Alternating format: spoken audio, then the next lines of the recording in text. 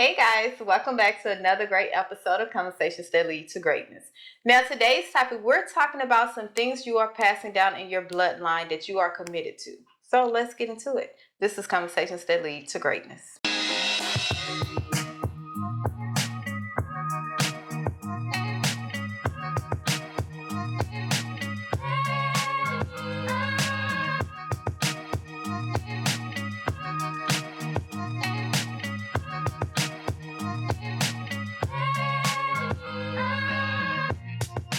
My name is Akeisha Smith. And I'm Lester Smith. And welcome back to our marriage podcast where we educate, motivate, and inspire you to break free of your limiting mindsets in marriage, faith, and finance that hinders your ability to create the life you desire, okay? So today we're talking about some things that we are committed to, knowingly and unknowingly, that we are ending up, that we're passing down through our bloodline, passing down to the next generation. Okay, so we're just gonna come in and share our insight and probably give some, testimonies of what we had to endure and what brought us to this point where we like, now we can't pass that down. We have to tackle whatever we're going through, whatever we're facing. We have to tackle it today because I'd be damned if we let our girls go through that. Okay. So, you ready, Poppy? Yeah, let's go. What are some things that we as people is so committed to in life that we unknowingly or knowingly passing down to our children? Okay. Let's go. I was asking you that question. Oh, you was asking me. I was asking that question. I thought you like to ask questions and then answer. Well, no, I'm trying my best not to do that no more. Yeah, you've been doing it for a while. Deliverance. Now. Huh? Deliverance. Okay. So, as people,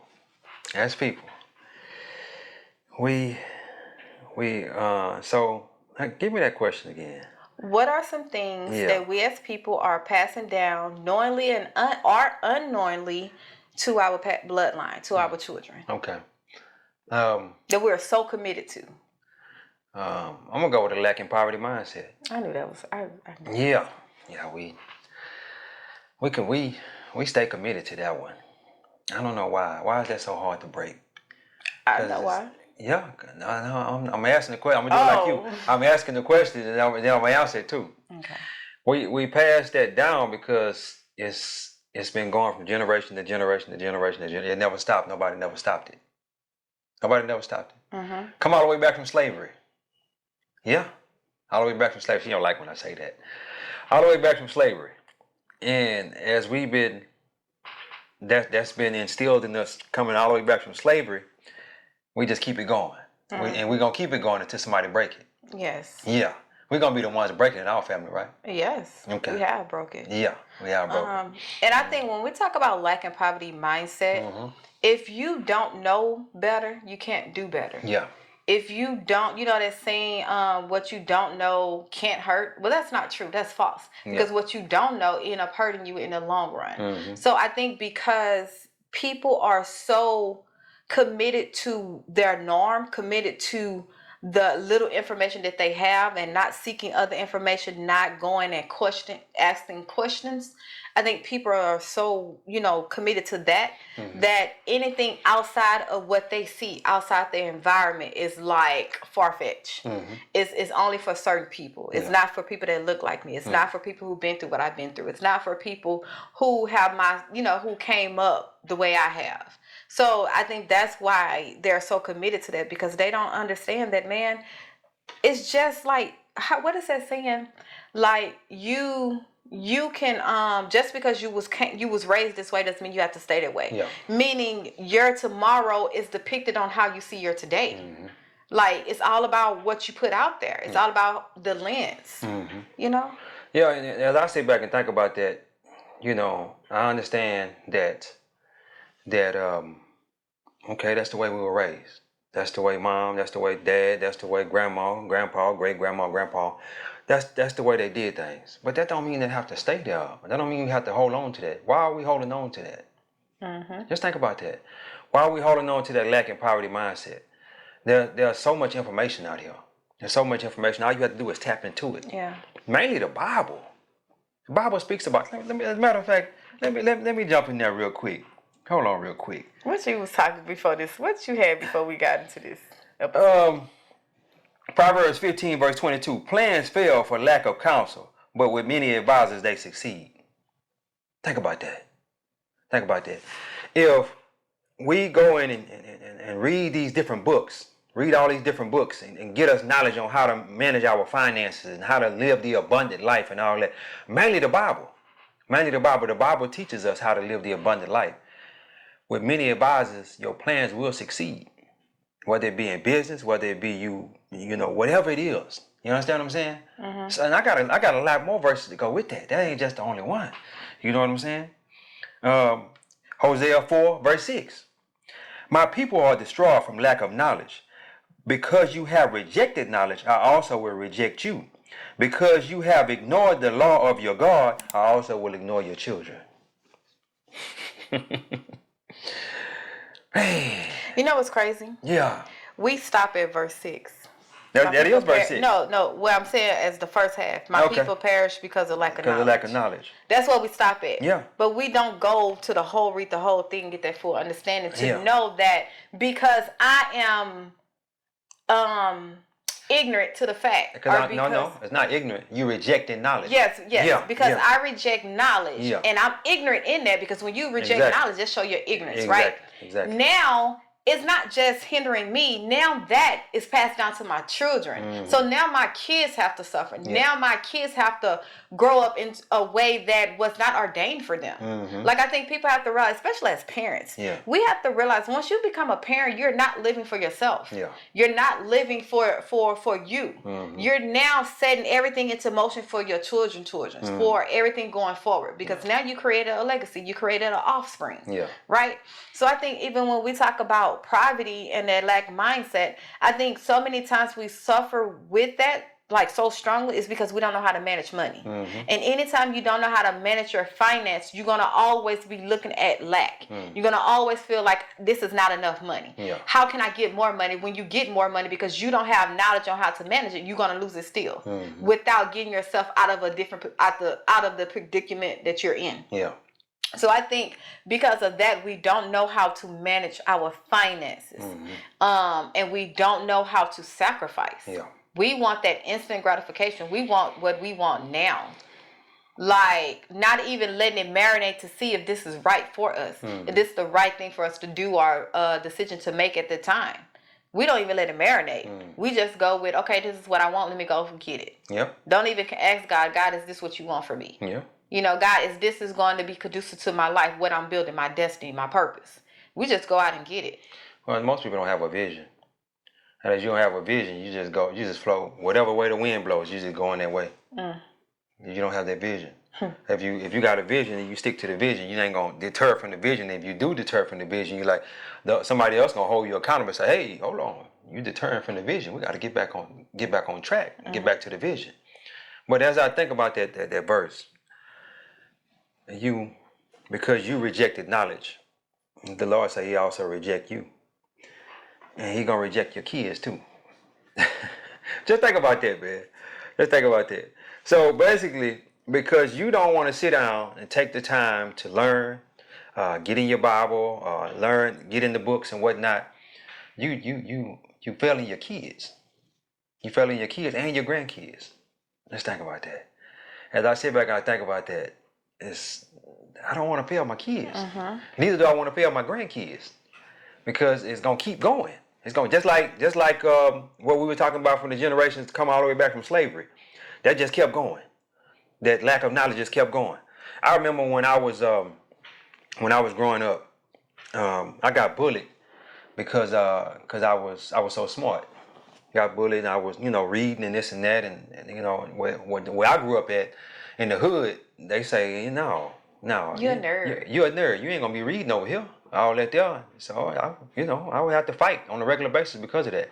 And because I would have to fight and I didn't want to have to keep fighting in this, and I just started going from being one of the smartest to being one of the dumbest. From probably 6th grade on, I just pretty much gave up. You conform. Yeah, I conform to the pattern of the world.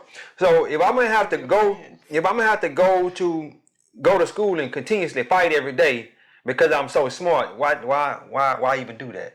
And you know that I'm a child. I'm 11, 12 years old, 10, 11, 12 years old. So as I think about that, like, dang, she made me this smart individual. My mom did that. She made me this smart individual, but now I got to suffer for it because I'm so smart and the other kids ain't smart. I'm smarter than everybody else. Your environment. Yeah. It's the environment. Yeah. And that stems back from their parents and their grandparents, because their grandparents and parents didn't teach them anything. They want to project that onto me, and they did. I allowed them to project that on me, but I'm 11, 12 years old. I don't know. Yeah. Yeah. And I let that spill over into my adulthood. I let that spill over into my adulthood until one day I come back. I say, hey, it's time to because I remember when we were getting married. And I say, well, I need to tackle my finances. I need to tackle these finances so that way, because I learned that the number one cause of divorce is money fights and money problems. So I said I need to tackle these finances so that way we won't be, get no divorce. I don't want to get a divorce. Once I get married to this woman, I don't want to divorce her, because I had already been married before. This is my second marriage. So I don't want to divorce the woman. So let me let me learn how to manage these finances. And I started taking on that knowledge. The people perish from lack of knowledge. Yeah. Yeah. What you got? No, that was it. I mean, that was up for me. Okay. Okay. Another thing we are so committed to, and we pass down to our generation, is fear. Like the whole thing about fear, that where it stops us to the point where we just like, oh my God, we live in fear every day, every night. We don't step out. We don't try. We don't try to change. You know what I'm saying? Just because the pain and the unknowing of fear, it stops us in our track. Yeah. And we literally are committed to that. Like how easy it is for us to feel anxious when something, like, you can be having a good day and somebody can call you with some type of bad news, or you know what I'm saying, then you get anxious. Yeah. Or you a bill come in, right, and you look at your bank account and you see your check haven't been deposited yet, and you like, oh, I know it's supposed to come in. Like, you instantly get anxious, and then that fear start creeping in. Yeah. One thing I learned about fear, because that used to be me, like big time. One thing I learned about fear is that is the devil's biggest tool that he uses. Yep. And if he can instill fear into you, he can instill you not believing in God, right? Yeah. And it's easy for us to say, I believe in God. Yes, you believe in the God of salvation, but do you believe in the God that is the Lord of your life, that is in control of all things, right? So when you let fear enter into your heart, you are now focusing on that situation that's causing that fear, and not even hearing God, not even seeing God is in control of everything. You see what I'm saying? Yeah. So one thing I learned is, if I can tell my kids, man, you can do anything. Don't be afraid. I used to always tell Lauren that, you are not afraid. You can face it, right? I'm telling her this, but then I'm looking at me and I'm not doing the same thing. I have this fear. I have this anxiety, right? And I think what really brought it home was when this school year, we dropped her off on the curb. And let her get out the car and walk to school. Yeah. And that first day, you was just like nonchalant. I'm like, wait, why you driving off? Like, can we see her? Like, and that fear kicked in. And I think it was something we was listening to, or something was talking, I think it was Jerry Seville, he was talking about fear. And it was like, okay, I know that it's the enemy. If I done prayed over my child, and I know that she is a good child, that we have taught her right, why would I let that fear creep in? Why would I put that on myself as a parent? Yeah. So a lot of times we gotta not be so committed to fear to the point where it stop us from trying, stop us from stepping out, stop us from changing, stop us from letting go of some things we know we need to let go. Yeah. Yeah. So, I remember that day too. You remember that day? Yeah. I ain't say nothing to you because I didn't want to hear your mom. No, you ain't necessarily said nothing to me, but I could tell from the look on your face that you wasn't pleased about that. I was not. And I was like, okay, well, you just got to be mad. Let me tell you something. This is the type of person I am. If you know what I'm saying, if I feel like, because I'm the leader of this house, right? I'm the leader of this house. So if I feel like I made a decision and I feel like it was right, you know what I'm saying? Because we asked the school to let our daughter be a walker. She only walking a block. It's not even a block. It's not even a block. It's not even a It's like across the street. Across the street because the daycare is right across the street from the school. And our little baby go to the daycare and the older one goes to school. So she really literally walking across the street. So what makes you think that she's not gonna be able to make it to the school? She know where the school at. You know what I'm saying? Like all these kids out there, there's an abundance of kids out here, right? Somebody's just gonna grab our kids, our one kid. It wasn't that. It was a drop off in the morning time. Yeah, I understand. In the evening, because I be sitting there waiting on her so I can see her in the evening time. I understand. But it was the drop off. It was a drop off. You was upset about it. Because I'm like, wait, can you don't even make sure she's walking we ain't gonna wait. the right way? Somebody can easily snatch her. Hey, after that first day? What happened after the first day? I mean, I would say I was good after that. Say that. That was good. After the first day. But yeah, it's that fear will paralyze you. It will paralyze you. Yeah, it will paralyze. It'll keep you from even stepping out. I remember back when 2 years ago when I retired from my job, the Lord kept telling me, just go ahead and step out. Just go ahead and step out. I'm like, no, Lord, I can't do this. I can't do this. I don't know. I ain't never did that before. I ain't never not worked for anybody. You know what I'm saying? I ain't not worked for anybody in 25 years. You know what I'm saying? So how I'm just gonna jump out here and do my own thing? No, Lord, you must be calling somebody else to do this, because this not for me. I'm not the one. And that was the devil. He just kept talking to me. Kept talking to me. Even after I retired, he just kept talking to me. The devil just kept. I didn't really get the devil out of my head till after the first year hadn't passed. And I remember when the devil just stayed in my head. You know what I would do to drown the devil out? I would drink. I would hit the bottle. Hit it. Yeah, I hit the bottle. And, I'm not saying that I just hit it and just be drunk all the time. No, I wasn't doing that. Yeah. But I would, so I can drown him out, because I didn't want to hear him. He started telling me, man, you ain't going to make it. You got to go back to work. And this and that. I just hit the bottle. I just hit the bottle. I went through a state of depression.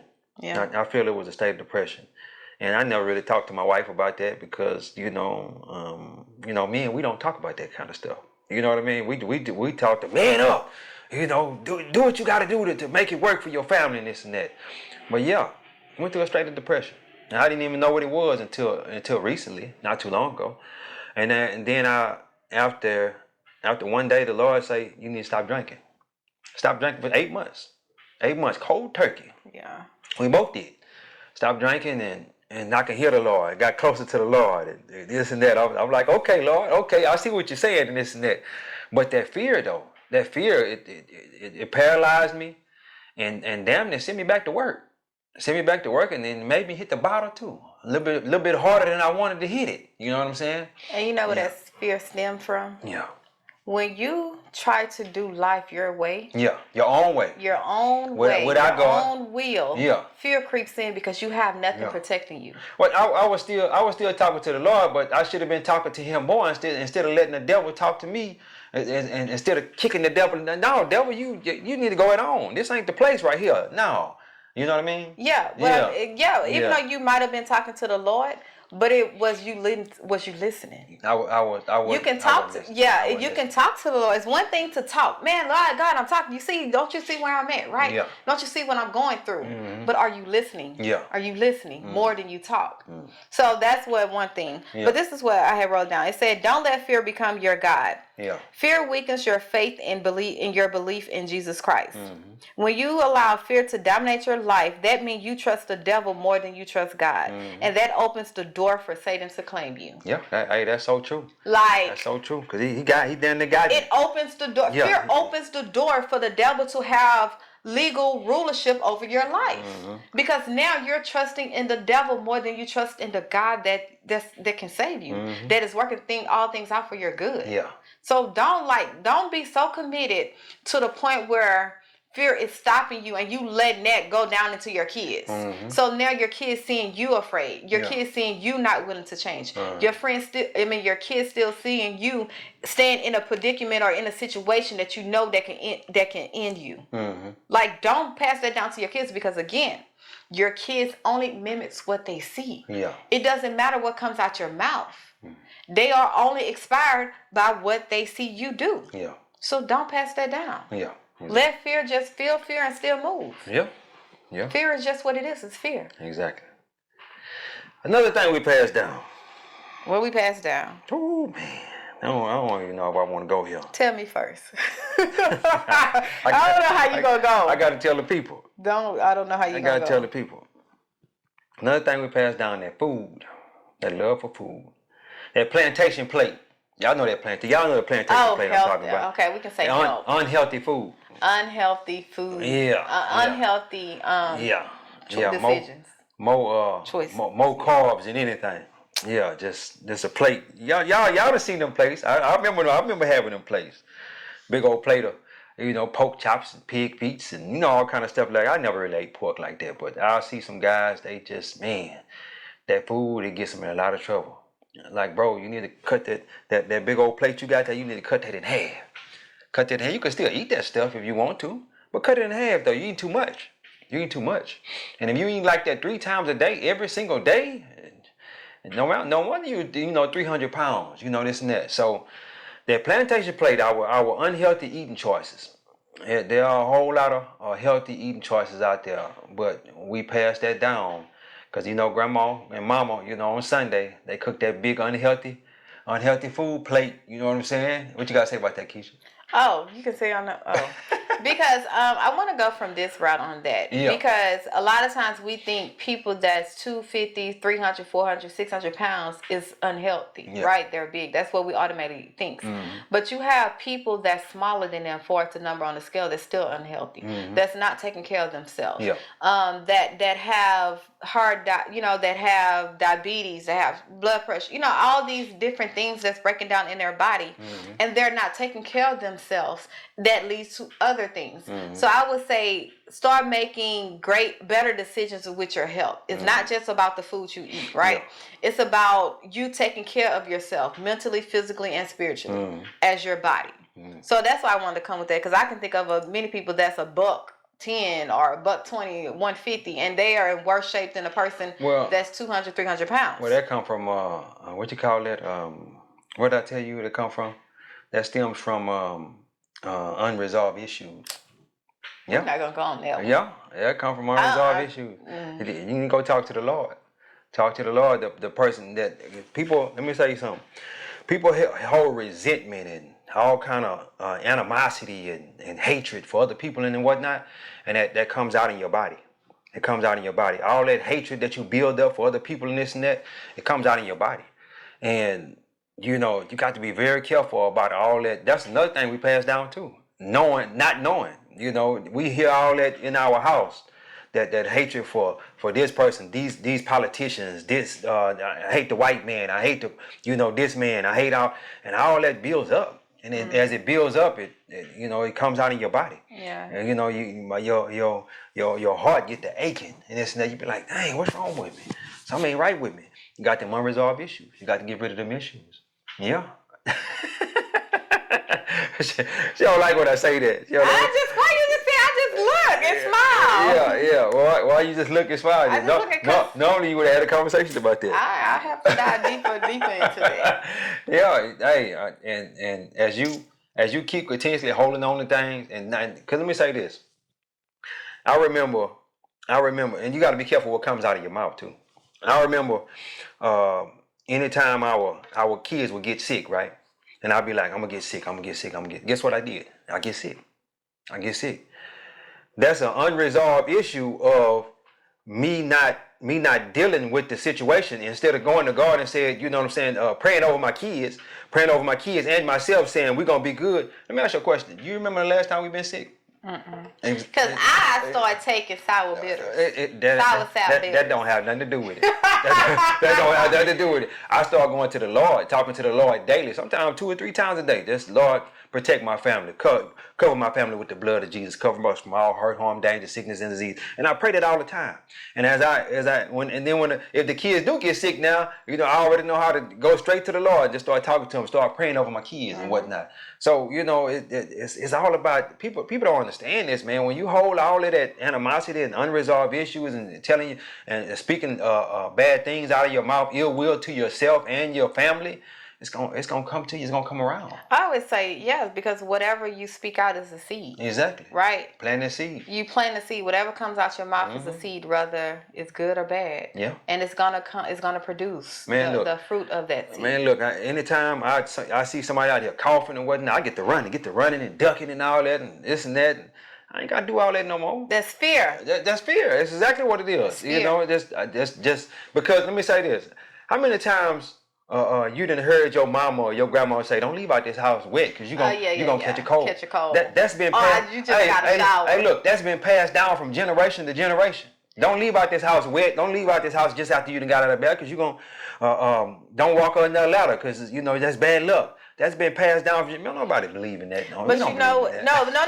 We still believe in that in a sense, because lack of knowledge. Because all it takes for you to go Google, how do a cold is transmitted? Yeah. How do you catch a cold? All you got to do is take 2 seconds, but because you are so committed to believing what was passed down to you as Bible, you lack knowledge. Yeah, you lacking. So now you're afraid to go take a shower and go outside. Yeah. And now you conjure that all up in your head. So when you do go outside, you get the coughing and all that. Yeah. You think that's from that. Yeah. Well, you gonna automatically catch a cold because you think that's where it comes from. Mm-hmm. And it been passed down. And I done walked outside after to take a shower many times and been good. You know what I'm saying? Because I know that's not where the cold come from. Cold come. We pass colds from one to another. From say again. Transmission. Like if she got a cold, then I might catch a cold. But if I pray over myself, then I could not. I remember this last time when her and the kids, they had COVID-19.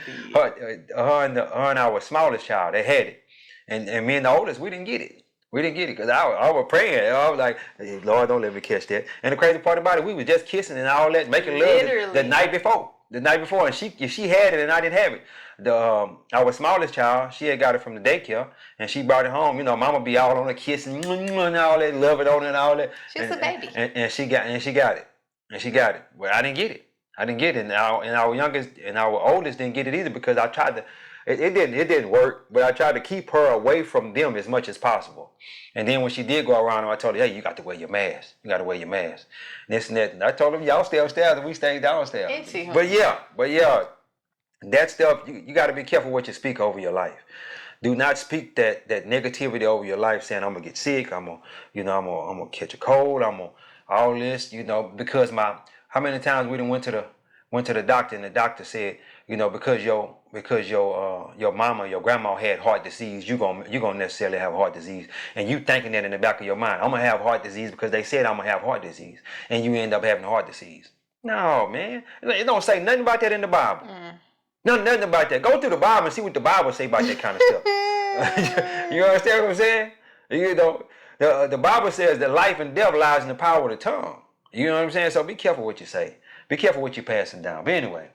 Guys. So what are you committed to? I want you guys to sit back and think. Yeah. What are some things that you have been committed to knowingly, unknowingly, that you need to change? Mm-hmm. You need to give up. You need to put to sleep. I don't want to put to death. Yeah. You need to kill. Yeah. Think about it. Mm-hmm. What are you committed to? Because what you don't deal with will get passed down. Yeah. All the unhealed trauma, the hurt, all those generational curses, the spiritual demons, all of that, if you don't deal with that, it will get passed on to your kids. And then now your kids have to face that. Exactly. And I always say, man, what kind of parent are you? Yeah. If you knowingly know something that you had to deal with yourself, right? That because your parents didn't take care of, you go have kids, and now you just out here just freewheeling it without a care in the world of what your kids will have to deal with, without even being strong enough to break it. Yeah. Because your strength doesn't come from you. Your strength comes from God. That's who you lean on. Your knowledge, wisdom, understanding, and power is God's. He's the ultimate source. Yeah. So we don't literally have no excuse on why some things get passed down. Yeah. Especially if it was brought to our forefront. So what are you committed to? This is definitely a topic that we can go on for hours and hours about this. Because we pass down so many things. Committed to foolishness. Committed to a bunch of foolishness. Toxicity. Yeah. Fornication. How many times you heard your mama say, if you heard your mama say all men dogs and this and that, you passing it down to your kids. Ooh. You keep passing it or down. all women's is nothing but a belt in a notch in the belt. Exactly. I won't say it the other way. We're going to say it that way. Just keep passing it down. As you keep passing it down, it's going to keep going from generation to generation. It's a mindset. Why it just can't be that all men that you attract the dogs? Because that's all you attract, because that's what comes out of your mouth. Because you are. Remember again what we said, life and death lies in the power of the tongue. So if you keep saying all men dogs, this is what's going to happen. The men you attracting to your life gonna be dogs. Or it's something in you that makes a dog bark. Hey guys, be careful what you speak out of your mouth, man. Be careful what you say out of your mouth, please, because we are, even sometimes we'll let something slip out, and my wife will catch me, or I catch her, and like, hold up, babe, we ain't gonna say that in this house. We ain't gonna say that. We'll catch each other. We're like, hey, don't say that, because you speaking that over your life. You know what I mean? So we got to be very careful. Playing or not playing. Yeah. They don't know the difference. Yeah. It's no difference. I used to have a saying all the time, I'm broke, baby. Lord, boy, you used to kill me with that. I'm broke, and you know what I'm saying? And you used to kill me. And then when I used to correct her, he used to get mad. I was like, bro. I'm broke. Come on now. And what I should have been saying, I'm just not going to spend my money that way. Exactly. That's what I should have been saying. I'm just not going to spend my money that way. But I used to have a bad habit of saying that, guys. I got the money, but you can't borrow it. It ain't for you to borrow right now. That too. Just being honest. Yeah, I just don't want to give you the money. And guess what? If you say that one time, you probably pretty much, and you ain't got to worry about nobody coming back to you asking for no money no more. You know what I'm saying? Nope. Because you just said that I have the money. I'm just not gonna give it to you, brother, because I don't feel like you. I feel like you're mismanaging money. You're not gonna mismanage my money. Exactly. Ooh, man. So that is a resource that God. He gonna think 2 or 3 times before he come ask you about anything else. No, he won't ask you again.